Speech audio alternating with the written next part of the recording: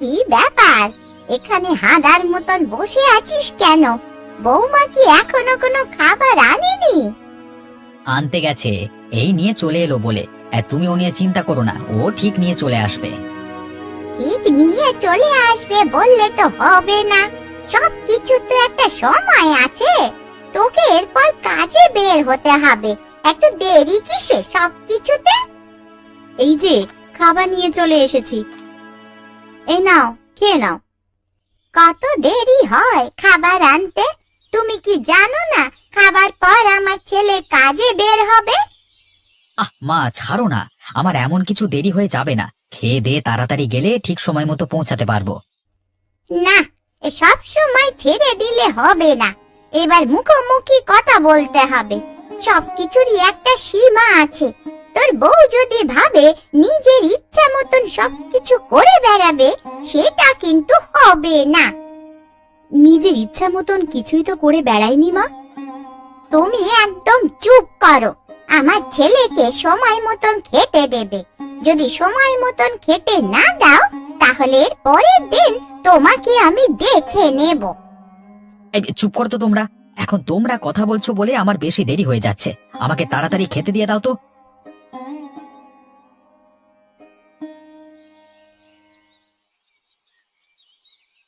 না গো, কালকে থেকে আমি তাড়াতাড়ি তোমার জন্য খাবার ব্যবস্থা করব।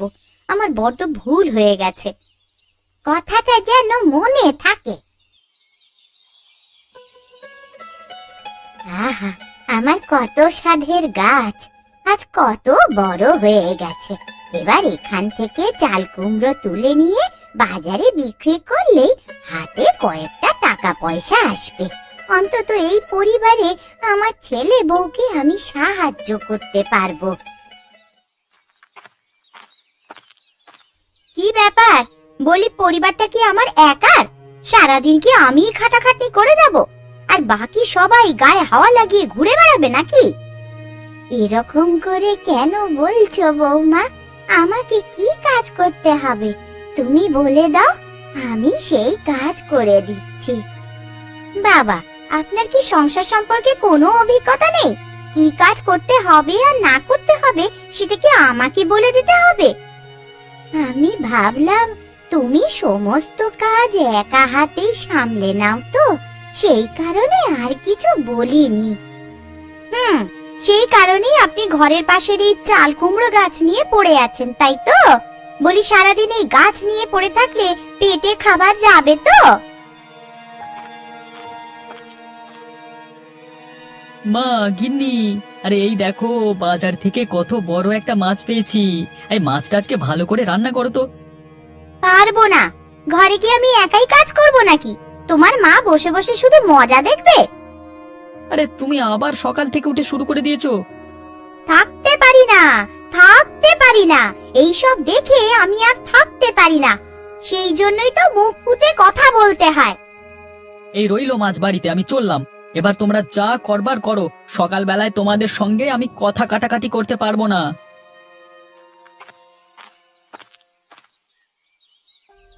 কি ব্যাপার নগেন, তুই কি কাজকর্ম করতে ভুলে যাচ্ছিস নাকি? নাকি কাজ করবার কোনো ইচ্ছে তোর নেই? এরকম কথা কেন বলছেন বাবু? আমি আবার কি করলাম? কি করলি সেটা ভেবে দেখ। তা কালকে আমাকে বাজারের হিসেব দিয়েছিলিস তো? আগের তুলনায় কতটা লাভ কমেছে আমাদের সে খেয়াল কি তোর আছে? আসলে বাবু, বাজারে লোকজনের পরিমাণ ধীরে ধীরে কমে যাচ্ছে। কেন জানি না, তারা আমাদের গ্রামের বাজারে আসতে চাইছে না। আসতে চাইছে না বললে তো হবে না। বাইরের গ্রামের খরিদ্দারকে কিভাবে নিজের গ্রামের বাজারে আনা যায় সেই চেষ্টা করতে হবে। তুই কি সেই চেষ্টা কোনোদিন করেছিস? আসলে সেটা করে হওয়া ওঠেনি। আর কবে করা হয়ে উঠবে? যখন সব লোকেরা অন্য গ্রামের বাজারে চলে যাবে। আসলে সেটা নয়, আমরা চাষিদেরকে নিয়ে চেষ্টা করছি এটা জানবার যে আসলে মানুষেরা কি কিনতে চায় বেশি করে। সেটা কি পেয়েছিস? না না, এখনো পাইনি। দেখা যাক কবে পাওয়া যায় সেই সূত্র খুঁজে আর কি। না না, তোদের যা অবস্থা দেখতে পাচ্ছি মনে হচ্ছে এবার আমাকেই নামতে হবে এ কাজে, তাছাড়া আর কোনো উপায় নেই। আমাকে একটু সময় দিন না বাবু, আমার উপর বিশ্বাস রাখুন, আমি ঠিক আগের মতো বাজারে লোকজন এনে দেব।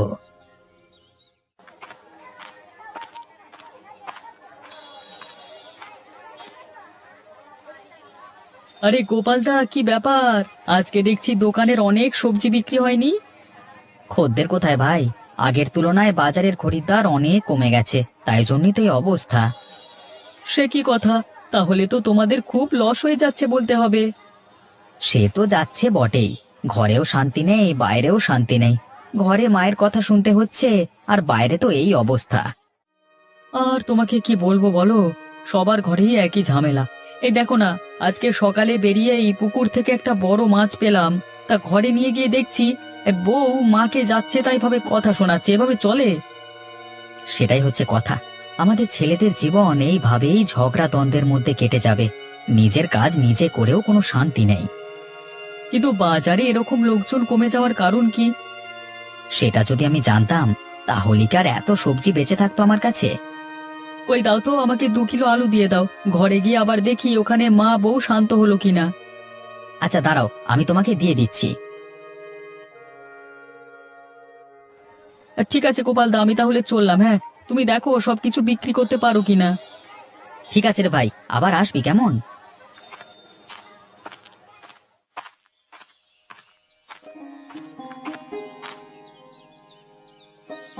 কি গো, তোমাদের কি খবর? রান্না বান্না কি এখনো চাপাওনি নাকি তোমরা?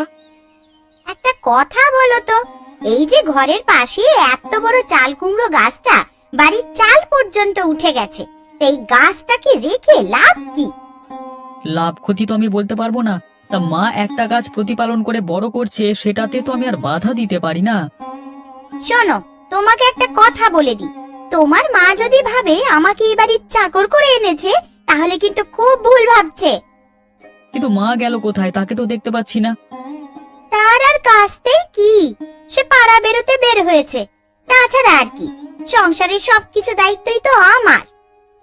আচ্ছা আচ্ছা, বাদ দাও, তোমার সংসার তুমি নিজে একটু গুছিয়ে নাও না, তাতে তো অসুবিধে কিছু নেই।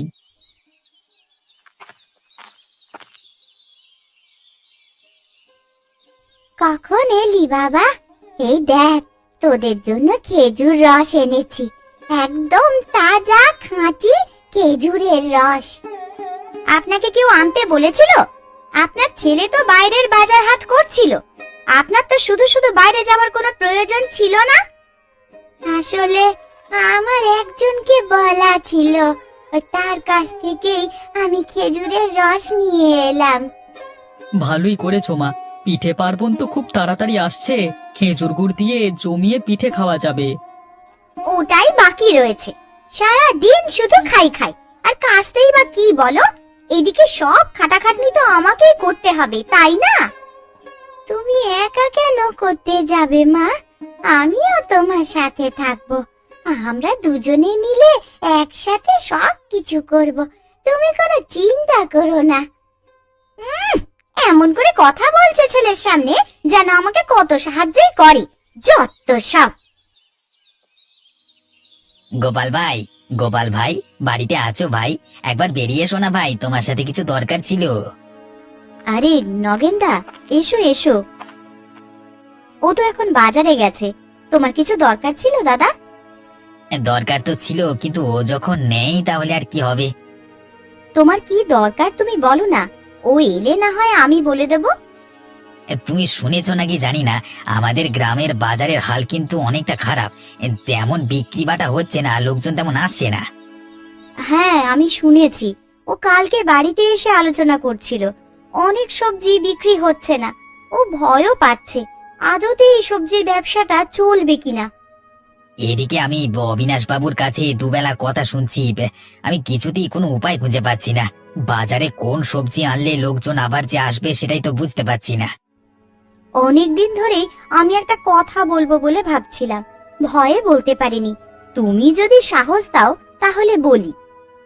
ভয়ের কিছু নেই, তুমি যা বলবার আমাকে বলো। রতন দাদাদের বাড়িতে অনেক চাল কুমড়োর গাছ হয়েছে, সেখান থেকে যদি চাল কুমড়ো নিয়ে গিয়ে বিক্রি করা যেত, তাহলে কিন্তু খুব ভালো হতো। তুমি যদি একবার রতন দাদার সাথে কথা বলতে, তাহলে আমার মনে হয় যে আমাদের বাজার আবার আগের মতন লোকজনে ভরে যেত। বেশ, তুমি যখন বলছো তাহলে আমি তাই করব। আমি একবার রতনের সাথে রতনের বাড়িতে কথা বলে আসি।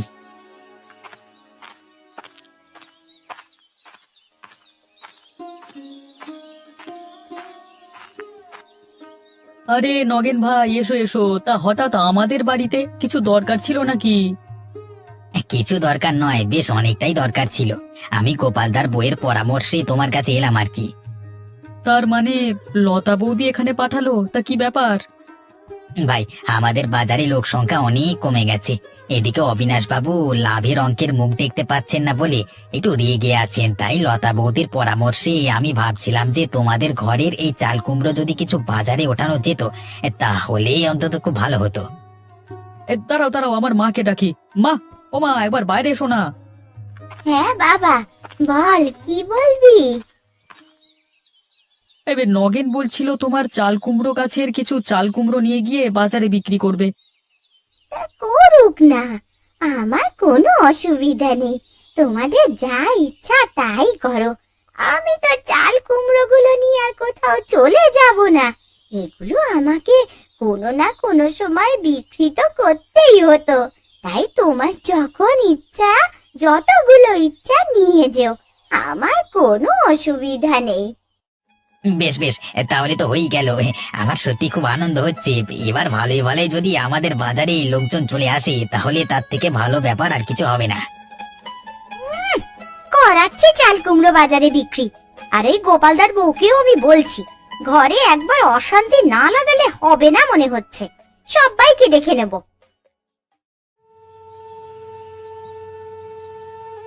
হাই হাই হাই মা গো, এ কেমন বউ আমার কপালে জুটলো গো। নিজের শাশুড়িকে দু চোখে দেখতে পারে না, নিজের থেকে পরের লোক বেশি আপন হয়ে যায় গো। আরে কি হলো মা, তুমি এইভাবে কান্নাকাটি করছো কেন? কি হয়েছেটা কি? বলি কি, মেয়েকে ঘরের বউ করে এনেছিস, আমাকে তো দু চোখে দেখতেই পারে না রে। আমি যাই করি তাতেই তো দোষ হয়ে যায়। তাহলে কি আমি এই বাড়িতে থাকতে পারবো না বলতো? আরে কি হয়েছে তুমি আমাকে খুলে বলবে তো? তারপর আমি না হয় কিছু একটা ব্যবস্থা করব। কি আর বলবো বাবা, তোর বউ ওই নগেনকে রতনের ঘরে যেতে বলেছে। নাকি রতনের মা ভালো চাল কুমড়ো উৎপন্ন করে, তা সেখান থেকে কিনতে। বলি আমি কি লোকের কাছে হে ওর পাত্র রয়ে যাব? তা বলেছে তো কি হয়েছে? তুমি তো ঘরের পাশে কোনো সবজি উৎপন্ন করনি। তোমাকে তো অনেকদিন বলেছিলাম, তুমি কি আমার কথা শুনেছিলে? তুই আমাকে এখন কথা শোনাতে শুরু করেছিস বাবা? আমার কপালে কি সারা জীবন কথা শোনাই আছে? তুমি ভুল করছো মা, আমি তোমার ভালোর জন্যই কথাটা বলেছি। সব সময় বইয়ের দোষ ধরলে হয় না, সবকিছুর একটা সীমা থাকা দরকার। বাবা বাবা বাহ বাহ, এখন মায়ের থেকে বউ আপন হয়ে গেল। এ দুঃখ আমি রাখবো কোথায়? হ্যাঁ, আমার কপালে শেষ পর্যন্ত এইরকমই ছিল। শুধু শুধু নাকে কেঁদো না মা, তোমার নাকে কান্না আমার একদম ভালো লাগে না। সবকিছুর একটা সীমা থাকা দরকার। এই যে বাবু, গোপাল এসেছে এখানে, যা বলবার আপনি বলুন। হ্যাঁ গোপাল, তোমাকে যেটা বলবার, আশা করছি নগেন তোমাকে ইতিমধ্যে জানিয়েছে যে বাজারে চাল কুমড়ো তুলতে হবে রতনের বাড়ি থেকে নিয়ে। হ্যাঁ বাবু, আমাকে জানিয়েছে। আমি আজকেই রতনের বাড়ি থেকে কিছু চাল কুমড়ো নিয়ে বাজারে বিক্রি করতে যাচ্ছি, দেখি লোকজন কি বলে। গোপাল, তোমাকে বলি ভাই, বাজারে যদি লোকজন আনতে না পারো তাহলে কিন্তু বাজার ধ্বংস হয়ে যাবে। তাতে তোমার আমার সকলের ক্ষতি। তুমি একটু দেখে শুনে সমস্ত কিছু ব্যবস্থা করে নাও গোপাল। হ্যাঁ বাবু, আপনি কোনো চিন্তা করবেন না, আমি সমস্ত কিছুর ব্যবস্থা করে নেব। দিনকাল খুবই খারাপ, বাকি বাজারে যদি লোকজন চলে যায় তাদেরকে নিয়ে আসা অনেক কষ্ট হয়ে যাবে। আমি একসময় অনেক কষ্ট করে এই বাজার স্থাপন করেছিলাম। আপনি নিশ্চিন্তে থাকুন বাবু, আমি এক্ষুনি রতনের বাড়ি গিয়ে চাল কুমড়ো নিয়ে চলে আসছি বাজারের দিকে। ঠিক আছে, যাও, তোমাকে আমি আর আটকাবো না। কোথায় গেলে মনি? একবার বাইরে এসো তো, তোমার বদনখানা একটু দেখি। আরে দিদি, তুমি কতদিন পর আমাদের বাড়িতে এলে। কিছু দরকার ছিল নাকি দিদি? দরকার তো অনেক দিন থেকেই আছে, শুধু আসতে পারিনি। হ্যাঁ বলো না, কি দরকার? বলি আমি তোমার কোন পাকা ধানে মই দিয়েছি বলো তো? তুমি কি আমাকে একটু শান্তিতেও থাকতে দেবে না? আমি আবার কি করলাম গো? আমি তো কিছুই বুঝতে পারছি না, কি বলতে চাইছো? কিছুই বুঝতে পারছো না না? হ্যাঁ? আমার ছেলের মাথাটা খাওয়া হচ্ছে, নিজে সুনাম করানো হচ্ছে, আর এখন নেকা সাজা হচ্ছে। আমি আবার কখন কি করলাম গো? ঠিকই বলেছেন আপনি, আমিও এই কথাই বলি। লোকের পরিবারে কোথায় কি হচ্ছে, কি আছে না আছে, সেটা তো অন্য কারো বলবার কথা নয়, কিন্তু আমার কথা কজন আর শোনে। এই তো তোমার বৌমা কত বুদ্ধিমতী, তুমি তার কথা শোনো না কেন? এইভাবে সংসারের মধ্যে অশান্তি বাঁধিও না। তোমার চাল কুমড়ো তুমি নিজের কাছেই রাখো। যদি আমি শুনেছি যে আমার ছেলেকে দিয়ে তুমি বড় সেজেছো, তাহলে কিন্তু তোমার খবর আছে। আপনি কোনো চিন্তা করবেন না, আমি দায়িত্ব নিয়ে বলছি, সেরকম কিচ্ছু হবে না। আপনি শুধু দেখে যান কি হয়। তুমি খুব ভালো মেয়ে, তোমার উপরে বিশ্বাস রাখলাম আমি। আমি আশা করব তুমি তোমার শাশুড়িকে সামলে রাখবে, সব বিষয়ে নাক গলাবার প্রয়োজন নেই। আমি বুঝতে পারছি, এখনকার যুগে শুধু মুখ বুজে সমস্ত কিছু শুনে গেলেই তো আর হবে না, মুখ ফুটে কিছু বলতেও হবে, আর আমি এবার থেকে সেটা বলবো। কোনো চিন্তা করবেন না আপনি। আসুন আসুন, নিয়ে যান নিয়ে যান, একদম সুস্বাদু তাজা খাঁটি চাল কুমড়ো নিয়ে যান, কোনো ভেজাল নেই। আমার নিজের হাতে উৎপন্ন করা এই চাল কুমড়ো, একবার খেলেই বুঝতে পারবেন এর স্বাদ কেমন।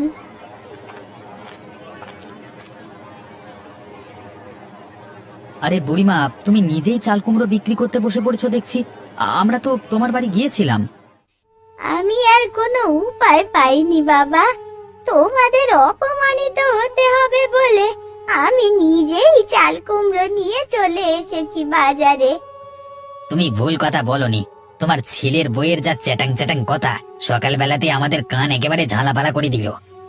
তাহলে আমি আর বলছি কি বলো, সেই কারণেই তো আমি চাল কুমড়ো গুলো বাজারে নিয়ে আসতে বাধ্য হলাম। আমি বুঝতে পারছি, তা এদিকের কি অবস্থা বুঝছেন? সবকিছু ঠিকঠাক আছে তো? লোকজন আসছে? লোকজন আসছে তো বটেই, আর সকাল থেকে বসে আমার অনেক চাল কুমড়ো আজকে বিক্রি হয়ে গেল। বাহ, এ তো দারুণ কথা। তাহলে বলতে হবে বাজারে লোকেরা এই চাল কুমড়ো পাচ্ছিল না বলেই ধীরে ধীরে এখান থেকে সরে যাচ্ছিল। তোমাদের বাজারে কেউই তো বিক্রি করে না দেখছি চাল কুমড়ো, এই আমি যা নিয়ে এলাম। ঠিক আছে বুড়িমা, তুমি বিক্রি করো। হ্যাঁ, আমি পরে আবার তোমার সাথে কথা বলবো। আমি ওদিকে বাজার নিয়ে বসি। আর নগেনদা, তুমি বাবুকে জানিয়ে দিও বাজারে চাল কুমড়োর চাহিদা অনেক বেশি, তিনি যাতে কিছু একটা ব্যবস্থা করেন। হ্যাঁ বলো রতন, কি বলবে? আমি এতদিন আপনাকে কিছুই বলিনি বাবু, কিন্তু ঘরে আমার মায়ের উপর খুব অত্যাচার করছে আমার বউ। আপনি যদি কিছু একটা ব্যবস্থা করতেন। সে কি, কেন? তোমার বউ আবার অত্যাচার করছে কেন? কি হয়েছে কি? আর বলবেন না, আমার মায়ের দোষ হলো, আমার মা নিজের চেষ্টায় একটা চাল কুমড়োর বাগান তৈরি করেছে আমার ঘরের পাশে। তার উপর আবার নগেনদা আর গোপাল আপনার কথা মতো আমাদের বাড়িতে গিয়ে চাল কুমড়ো নিতে গেছিল, তাই নিয়ে অনেক অশান্তি। গোপালও আমাকে তার মায়ের সম্পর্কে নালিশ করে গেছে।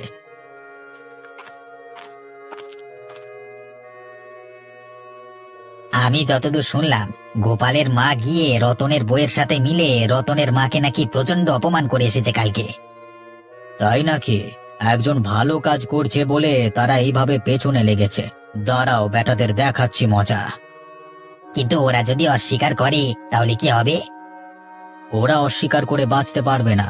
আমি আছি, কোনো চিন্তা করো না। রতন, তোমার মা আর বউকে কালকে এখানে আসতে বলবে। গোপালের বউ আর মাকে এখানে আসবার জন্য আমি নগেনকে দিয়ে বলে পাঠাচ্ছি। আচ্ছা কালাবুড়ি, তুমি একটা কথা বলো তো, তুমি কি আজীবন একই রয়ে গেলে? লোকের দেখে হিংসে করা তোমার কি এখনো থামবে না? কই তোমার ছেলে গোপাল তো এরকম নয়। আমি আবার কাকে দেখে হিংসা করলাম? আপনি কি বলছেন বাবু? আমি তো কিছুই বুঝতে পারছি না। মণিপুরি নিজের চেষ্টায় নিজে চাল কুমড়ো উৎপন্ন করেছে। সেই চাল কুমড়ো আমার কথায় তোমার ছেলে গোপাল ওদের বাড়ি থেকে আনতে গেছিল। শুনলাম নাকি তুমি আর রতনের বউ মিলে রতনের মাকে খুব চাপ দিয়েছিলে। আমি সেই রকম তো কিছুই করিনি। আপনি মিথ্যা কথা বলছেন মা, আপনি গিয়েছিলেন ওদের বাড়ি। একদম চুপ করে থাকবে তুমি, বলে দিলাম। তুমি আমাকে ফাঁসাতে চাইছো? ঝগড়া ঝামেলা বাদ দাও। শোনো, তোমাদের একটা দায়িত্ব আছে আজ থেকে। আজকের পর থেকে রতনের বউ নীলিমা আর তুমি দুজনে মিলে আমার 1 বিঘা জমিতে চাল কুমড়োর চাষ করবে। কিন্তু আমরা কি করে পারবো বাবু? হ্যাঁ, ঝগড়া করতে পারো, পেছনে লাগতে পারো মানুষের, তা কাজের কাজ করতে পারবে না, এটা কখনো হতে পারে? আপনি ঠিক বলেছেন বাবু, ওরা যদি এ কাজ না করে তাহলে আমি ওকে ঘর থেকে তাড়াবো। আরে না না, তাড়াতে হবে না কাউকে। ওরা না করে যাবে কোথায়? দরকার হলে আমি গোপালের মাকে দিয়ে এরপর বাজারে চাল কুমড়ো বিক্রি করতে বসাবো। না যদি শুনি ওদের মুখে, তাহলে ওদের খবর আছে। হ্যাঁ।